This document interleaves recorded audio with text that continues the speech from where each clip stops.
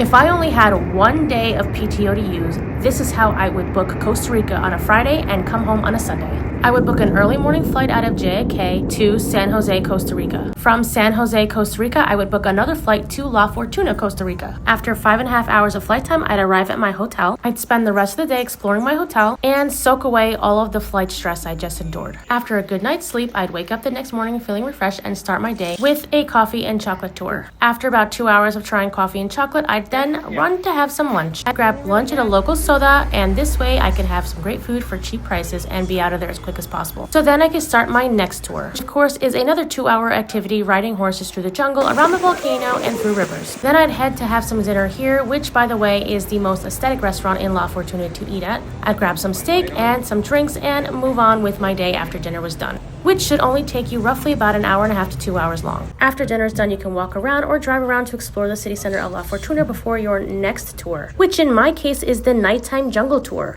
I started my tour at 8 p.m. and it lasted roughly 2.5 hours long, which was perfect, and we ended at 10:30 at night. At the end of the day, yes, your feet will be killing you, but it's well worth it when you get to see all this beautiful wildlife here in the jungle. The next morning would of course be Sunday morning, and I would be heading back on my flight back to JFK, which of course means it's breakfast time, so I will be eating on the plane, and that is how I would use 1 day of my PTO to fly to Costa Rica for a weekend. Follow me for more tips. I'm awesome!